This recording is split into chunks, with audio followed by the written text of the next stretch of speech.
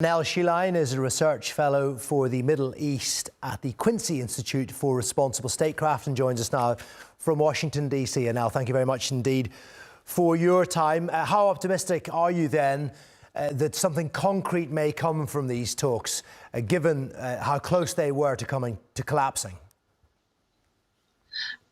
Not very optimistic, unfortunately. And part of that has to do with the fact that it's really not clear what exactly the Trump administration's objective is here. There's been talk of the Iranian nuclear program, but the Trump administration had already said they destroyed that. Then following engagement with Israel, it shifted to talk about the ballistic missile program. And then there was the justification of needing to support the popular uprisings that have now been largely quelled due to violence in Iran. But again, it's just really unclear what exactly is the Trump administration's rationale for these threats, or what exactly are they trying to achieve here. And I do worry that what is likely to happen in the absence of a clear objective is we're going to have the Israeli agenda pushing forward, which does want to see all-out war and an attempt to overthrow the regime in Tehran.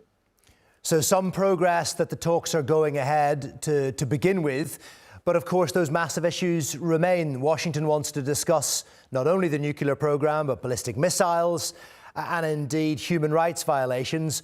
Iran seems to want to just centre these talks on its programme.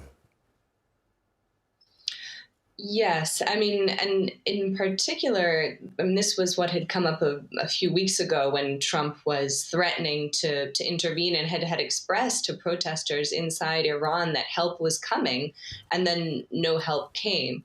I think the difficulty there was it was unclear what exactly U.S. airstrikes were going to be able to achieve in terms of supporting the protesters, hitting those that were conducting violence against the protesters. You're just as likely to hit the protesters themselves.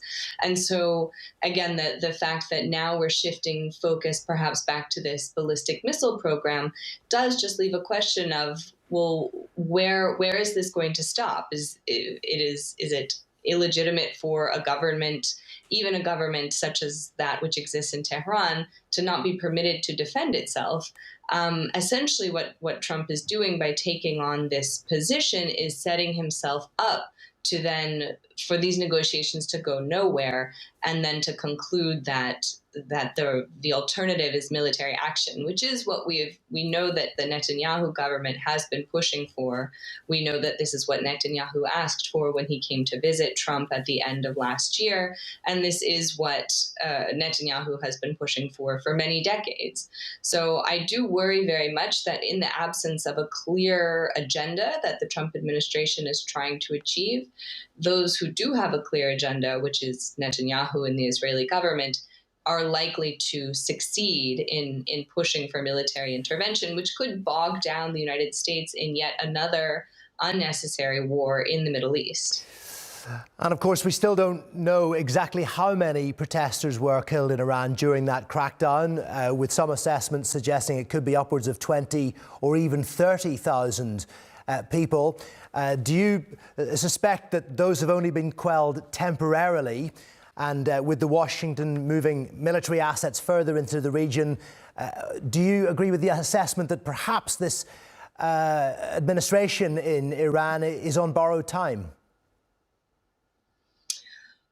I certainly, it's absolutely horrifying, the level of violence that has been meted out against protesters who have very legitimate grievances against their deeply authoritarian government in Tehran. At the same time, it's really not clear how a foreign military intervention would be best able to assist with this. And keeping in mind that the collapse of the Iranian currency, which prompted this latest initial round of protests, is the result of these crippling U.S. sanctions. So when the U.S. government says that they're supporting the Iranian people, they're not. For decades, the U.S. policy has been to try to strangle the Iranian economy, to push people to this point of desperation. And now the result is we have this horrific violence, again, carried out by this extremely ruthless regime, which now is pushed up against a wall. I think the concern in particular, and what I hope actors like Turkey and Saudi Arabia and Egypt are saying when they're trying to convince Trump that for a military intervention by the United States is very unlikely to produce a positive outcome for the region, and instead is likely to simply result in more violence and even the installation perhaps of a more extreme government inside Tehran, that the point they would be making here is if it is not backing up the protesters for the U.S. to express support for them. This contributes to the narrative in Tehran by the regime that these are merely foreign elements, instead of needing to deal with the reality of the fact that this regime has lost all legitimacy and is instead relying on these extreme levels of violence. As far as your question about how long will the regime survive going forward, I mean, what we understand from history is, again, foreign intervention does not tend to produce a sustained democratic transition. In particular, when you have this foreign involvement, this does need to come from within. And unfortunately, as a result of these decades of crippling U.S. sanctions, the Iranian middle class has been decimated. And we know that usually it's the middle class that is the force within society that pushes for democratic change.